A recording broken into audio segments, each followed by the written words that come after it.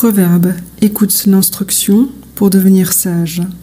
L'instruction s'accompagne du conseil, de la science, de l'enseignement, de la connaissance, pour être avisé et entendu. Dans la description se trouve le PDF, avec comme outil la lecture à haute voix et aussi une loupe pour faire des recherches. Peut-être en ai-je loupé. Si tu veux bien, ajoute-les dans les commentaires. Les sages, en voici la 14e partie. Chapitre 28, 2, 7, 11 et 26. Quand un pays est en révolte, il a plusieurs chefs, mais le gouvernement est affermi par un homme sage et intelligent. Celui qui garde la loi est un enfant entendu, mais celui qui se plaît avec les débauchés fait honte à son père. L'homme riche pense être sage, mais le pauvre qui est intelligent le sondera. Celui qui se confie en son propre cœur est un insensé, mais celui qui marche dans la sagesse sera délivré. Chapitre 29, 3, 7 à 9, 11 et 15. L'homme qui aime la sagesse réjouit son père, mais celui qui se plaît avec les débauchés dissipe ses richesses. Le juste prend connaissance de la cause des pauvres, mais le méchant ne s'en informe pas. Les hommes moqueurs soufflent le feu dans la ville, mais les sages calment la colère. Un homme sage contestant avec un homme insensé, qu'il se fâche ou qu'il rit, n'aura point de repos. L'insensé met dehors tout ce qu'il a dans l'esprit, mais le sage le réprime et le retient. La verge et la répréhension donnent la sagesse, mais l'enfant livré à lui-même fait honte à sa mère. Chapitre 30, 17 à 19, 24 à 28. Les corbeaux des torrents crèveront l'œil de celui qui se moque de son père et qui méprise l'enseignement de sa mère, et les petits de l'aigle le mangeront. Il y a 3 choses qu'elle ne comprend point, même 4 qu'elle ne connaît point. La trace de l'aigle dans l'air, la trace du serpent sur un rocher, le chemin d'un navire au milieu de la mer, et la trace de l'homme chez la jeune fille. Il y a 4 choses, des plus petites de la terre, qui, toutefois, sont sages et avisées. Les fourmis, qui sont un peuple faible, et qui, néanmoins, préparent leur nourriture pendant l'été. Les lapins, qui sont un peuple qui n'est pas puissant, et cependant, ils font leur maison dans les rochers. Les sauterelles, qui n'ont point de roi, et cependant, elles vont toutes par bandes. Le lézard, qui se tient avec ses mains, et qui est dans les palais des rois. Chapitre 31, 4 et 5, 10 à 31. Ce n'est point au roi, Lemuel, ce n'est point au roi de boire le vin, ni au prince de boire la boisson forte, de peur qu'ayant bu, il n'oublie ce qui est ordonné, et qu'il ne méconnaisse le droit de tous les pauvres affligés. Qui est-ce qui trouvera une femme vertueuse? Car son prix surpasse beaucoup celui des perles. Le cœur de son mari s'assure en elle, et il ne manquera point de butin. Elle lui fera du bien tous les jours de sa vie, et jamais du mal. Elle cherche de la laine et du lin, et elle fait de ses mains ce qu'elle veut. Elle est comme les navires d'un marchand, elle amène son pain de loin. Elle se lève lorsqu'il est encore nuit, et elle distribue la nourriture à sa famille, et la tâche à ses servantes. Elle considère un champ et l'acquiert, et du fruit de ses mains elle plante une vigne. Elle ceint ses reins de force, et elle affermit ses bras. Elle éprouve que son trafic est bon, sa lampe ne s'éteint point la nuit. Elle met ses mains à la quenouille, et ses doigts tiennent le fuseau. Elle tend la main à l'affligé, et présente ses mains aux pauvres. Elle ne craint point la neige pour sa famille, car toute sa famille est vêtue de laine cramoisie. Elle se fait des couvertures, ses vêtements sont de fin lin et d'écarlate.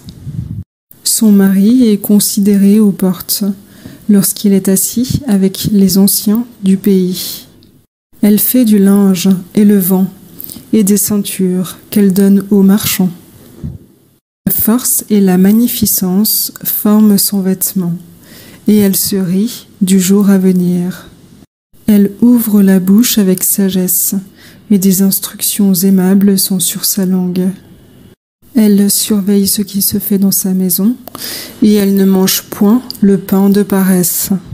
Ses enfants se lèvent et la disent bienheureuse, son mari aussi, et il la loue et dit: Plusieurs filles ont une conduite vertueuse, mais toi, tu les surpasses toutes. La grâce est trompeuse, et la beauté s'évanouit, mais la femme qui craint l'Éternel est celle qui sera louée. Donnez-lui le fruit de ses mains, et qu'aux portes ses œuvres la louent.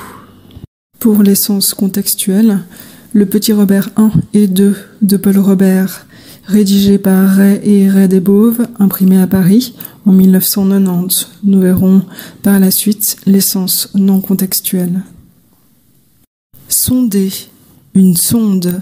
Étymologiquement, une sonde, c'est mer, détroit, et aussi perche à sonder.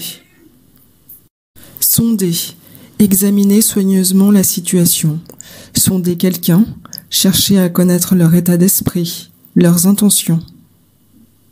Au figuré, chercher à entrer dans le secret d'eux, j'ajouterais de leur cœur. Cela renvoie à approfondir ou explorer. Un homme sage contestant avec un homme insensé, qu'il se fâche ou qu'il rit, n'aura point de repos.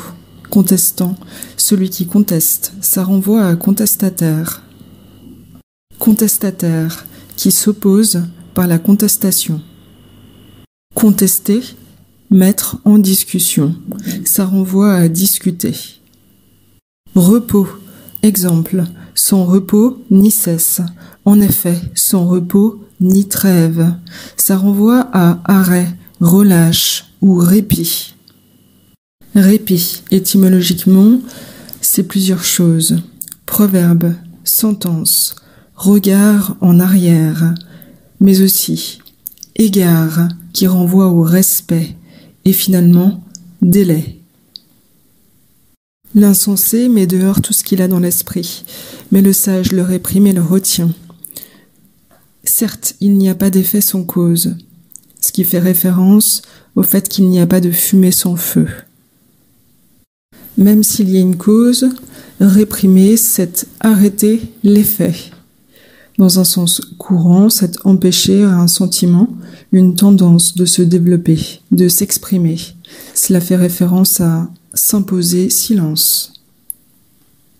Retenir, c'est s'abstenir, différer d'exhaler, de laisser apparaître, de prononcer. Exhaler, étymologiquement, c'est souffler. Exhaler, laisser échapper de sa bouche un son. De laisser apparaître, apparaître renvoie à connaître. Prononcer, étymologiquement, c'est déclarer, proclamer. Prononcer, c'est articuler, émettre tel son, tel mot. Retenir, c'est aussi conserver. En effet, c'est mettre en réserve pour soi, en vue d'un usage futur. Conserver, c'est garder dans sa mémoire. Ce n'est point au roi de boire, de peur qu'ayant bu, ils ne méconnaissent le droit de tous les pauvres affligés. Un droit, des droits. Ernest Renan. Non seulement tout homme a des droits, mais tout être a des droits. Exemple, faire valoir ses droits. Revendiquer, soutenir son droit. Exemple, l'avis de courtoisie et la notification publique et universelle de non-consentement. Le droit à la liberté. le droit des peuples à disposer d'eux-mêmes. Cela renvoie à la possibilité, le pouvoir, la qualité, en effet, l'autorisation, la permission. De quel droit? En vertu de quel droit? De quelle raison? De quelle autorité? Être dans son bon droit, avoir le droit pour soi, sous l'autorité de Dieu Tout-Puissant. À bon droit, c'est d'une façon juste et légitime. En effet, c'est selon toute raison. De droit, c'est légitime. Exemple, le droit naturel, universel, moral. De tous les pauvres affligés. Affliger, étymologiquement, c'est frapper, abattre. Affliger, c'est frapper durement ou accabler d'un mal, d'un malheur. C'est aussi attrister profondément, ce qui renvoie à chagriner ou peiner. Comme exemple, consoler les affligés. À l'attention de l'oppresseur et ou de l'homme insensé, ne donnant point de repos. Ésaïe 32, 5 à 8. L'insensé ne sera plus appelé noble, et le trompeur ne sera plus nommé magnifique. Car l'insensé ne prononce que folie, et son cœur s'adonne à la fausseté, pour commettre l'impiété, pour blasphémer contre l'Éternel, pour frustrer l'âme de l'affamé, et pour ôter le breuvage à celui qui a soif. Quant au trompeur, ses moyens sont pernicieux. Il trouve des inventions pour perdre les affligés par des paroles fausses, et le pauvre dont la cause est juste. Mais l'homme noble forme de nobles desseins, et il se lève pour agir avec noblesse. 29. Ésaïe, ligne 13 à 24. Et le Seigneur dit, puisque ce peuple s'approche de lui, de sa bouche, et qu'il l'honore de leurs lèvres, mais leur cœur est éloigné de lui, puisque la crainte qu'ils ont de lui n'est qu'un commandement enseigné par des hommes. À cause de cela, voici, il continuera à user de prodiges à l'égard de ce peuple, de miracles et de prodiges. La sagesse de ses sages périra, et l'intelligence de ses intelligents disparaîtra. Malheur à ceux qui cachent profondément leurs desseins, pour les dérober à l'Éternel, qui font leur œuvre dans les ténèbres, et qui disent « Qui nous voit et qui nous connaît ?» Pervers que vous êtes, l'argile sera-t-elle estimée à l'égal du potier? Tellement que l'ouvrage dise de celui qui l'a fait, il ne m'a point fait, et que l'œuvre dise de l'ouvrier, il n'y entend rien. Encore un peu de temps, le Liban ne sera-t-il pas changé en verger, et le verger regardé comme une forêt? En ce jour-là, les sourds entendront les paroles du livre, et les yeux des aveugles délivrés de l'obscurité et des ténèbres verront. Les débonnaires auront en l'Éternel joie sur joie, et les pauvres d'entre les hommes s'égayeront dans le sang d'Israël. Car l'oppresseur ne sera plus, le moqueur sera détruit, et ceux qui veillent pour commettre l'iniquité seront retranchés, ceux qui font condamner un homme par leurs paroles, qui tentent des pièges à l'homme qui plaide devant les portes, qui perdent le juste par leur fraude. C'est pourquoi l'Éternel qui a racheté Abraham a dit ainsi à la maison de Jacob, « Jacob ne sera plus dans la honte, et sa face ne pâlira plus. » Car lorsqu'il verra au milieu de lui ses fils, l'œuvre de ses mains, il sanctifiera son nom, il sanctifiera le sang de Jacob, il révérera le Dieu d'Israël. Ceux qui avaient l'esprit égaré deviendront entendus, et ceux qui murmuraient apprendront la sagesse. 51. Ésaïe, lignes 22 et 23. Ainsi a dit l'Éternel, mon Seigneur, mon Dieu, qui défend la cause de son peuple. Voici, il a pris de ma main la coupe d'étourdissement, la lie de la coupe de sa colère. Tu n'en boiras plus, désormais. Et je le mettrai dans la main de tes oppresseurs, de ceux qui disaient à ton âme, prosterne-toi pour que nous passions. Et tu faisais de ton dos comme une terre, et comme une rue pour les passants. Puis Ésaïe 32, lignes 15 à 19. Jusqu'à ce que l'Esprit soit répandu sur nous d'en haut, que le désert devienne un verger, et que le verger soit semblable à une forêt. Alors l'équité habitera dans le désert, et la justice fera sa demeure dans le verger. La justice produira la paix, et le fruit de la justice sera le repos et la sûreté pour toujours. Son peuple habitera une demeure paisible, des habitations sûres et des asiles tranquilles. Mais la forêt tombera sous la grêle, et la ville sera entièrement abaissée. 11. Ézéchiel, ligne 16. C'est pourquoi, dis-leur, ainsi a dit le Seigneur, l'Éternel. Quoiqu'il nous tienne éloignés parmi les nations, quoiqu'il nous ait dispersés en divers pays, pourtant, il sera pour nous un asile quelque temps dans les pays où nous sommes allés. En effet, en Osée, la ligne 7.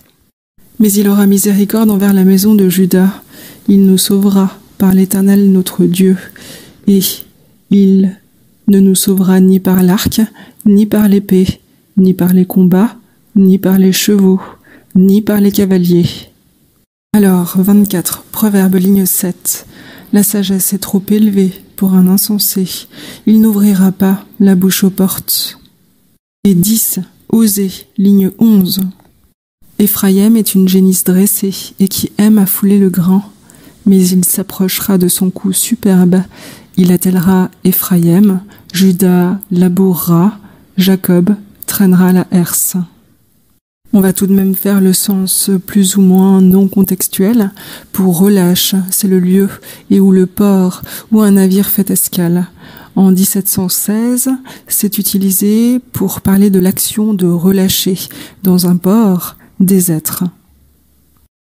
C'est le dernier chapitre qui concerne la sagesse. Toutefois, l'Éternel prononce. 9. Jérémie, ligne 23 à 25. Ainsi a dit l'Éternel, que le sage ne se glorifie pas de sa sagesse, que le fort ne se glorifie pas de sa force, et que le riche ne se glorifie pas de sa richesse. Mais que celui qui se glorifie de ce qu'il a de l'intelligence et qu'il le connaît, et qu'il sait qu'il est l'Éternel qui exerce la miséricorde, le droit et la justice sur la terre. Car c'est en ces choses qu'il prend plaisir, dit l'Éternel. Voici, les jours viennent, dit l'Éternel, où il punira tous les circoncis, qui ne le sont pas du cœur. 28. Proverbe, ligne 14. Heureux est l'homme qui est continuellement dans la crainte, mais celui qui endurcit son cœur tombera dans la calamité. 1. Proverbe, ligne 7. La crainte de l'Éternel est le commencement de la connaissance, mais les fous méprisent la sagesse et l'instruction. 9. Proverbe, ligne 10. Le commencement de la sagesse, c'est la crainte de l'Éternel, et la science des saints, c'est la prudence. 8. Proverbe, ligne 13. La crainte de l'Éternel, c'est la haine du mal. Il hait l'orgueil et l'arrogance, la voix du mal et la bouche perverse. C'est à lui qu'appartient le conseil et l'habileté. Il est la prudence, la force est à lui. 19. Proverbe, ligne 21. Il y a des pensées en grand nombre dans le cœur de l'homme, mais le conseil de l'Éternel est immuable. 7. Proverbe 1 à 3. Garde ses paroles et conserve au-dedans de toi ses commandements. Observe ses commandements et tu vivras. Garde son enseignement comme la prunelle de tes yeux. Lis-les à tes doigts. Écris-les sur la table de ton cœur. 23. Jérémie, lignes 4, 5, 6, 16, 17, 19 et 20. Il établira sur elles des pasteurs qui les paîtront. Elles n'auront plus de crainte ni d'épouvante, et il n'en manquera aucune, dit l'Éternel. Voici, les jours viennent, dit l'Éternel, où il suscitera à David un germe juste. Il régnera en roi, il prospérera, et il exercera le droit et la justice sur la terre. En ces jours, Juda sera sauvé, et Israël habitera en assurance. Et voici le nom dont on l'appellera, l'Éternel notre justice. Ainsi, a dit l'Éternel des armées, n'écoutez point les paroles des prophètes qui vous prophétisent. Ils vous font devenir vains, ils prononcent la vision de leur cœur, et non ce qui procède de la bouche de l'Éternel. Ils ne cessent de dire à ceux qui le méprisent, l'Éternel a dit, vous aurez la paix. Et à tous ceux qui marchent dans la dureté de leur cœur, ils disent, il ne vous arrivera aucun mal. Voici, la tempête de l'Éternel, la fureur éclate, et l'orage prêt à fondre tombera sur la tête des méchants. La colère de l'Éternel ne se détournera pas, qu'il n'ait exécuté et accompli les pensées de son cœur. Vous aurez une claire intelligence de ceci dans les derniers jours. 55. Ésaïe, lignes 6 à 11. Cherchez l'Éternel pendant qu'il se trouve, invoquez-le tandis qu'il est prêt. Que le méchant abandonne sa voie et l'homme injuste ses pensées, et qu'il retourne à l'Éternel, qui aura pitié de lui et à notre Dieu, car il pardonne abondamment. Car ses pensées ne sont pas vos pensées, et vos voies ne sont pas ses voies, dit l'Éternel. Car autant les cieux sont élevés au-dessus de la terre, autant ses voies sont élevées au-dessus de vos voies, et ses pensées au-dessus de vos pensées. Car, comme la pluie et la neige descendent des cieux, et n'y retournent pas sans avoir arrosé et fécondé la terre, et l'avoir fait produire pour donner de la semence au semeur, et du pain à celui qui mange, ainsi en est-il de sa parole, qui sort de sa bouche. Elle ne retourne pas à lui sans effet, sans avoir fait ce qu'il a voulu, et accompli l'œuvre pour laquelle il l'a envoyé. 28. Ésaïe, ligne 21. Car l'Éternel se lèvera comme à la montagne de Pératsim. Il se courroucera comme dans la vallée de Gabaon pour faire son œuvre inconnue, et pour exécuter son travail mystérieux. 45. Ésaïe, une partie de la ligne 21 et 22 à 24. Il n'y a point de Dieu juste et sauveur que lui. Regardez vers lui et soyez sauvés, vous, tous les bouts de la terre, car il est Dieu et il n'y en a point d'autre. Il a juré par lui-même, et la parole est sortie de sa bouche en justice, et elle ne sera point révoquée. C'est que tout genou fléchira devant lui, et toute langue jurera par lui. C'est qu'on dira de lui, la justice et la force sont à l'Éternel seul. À lui viendront confondus tous ceux qui s'irritaient contre lui. 31. Jérémie, ligne 33.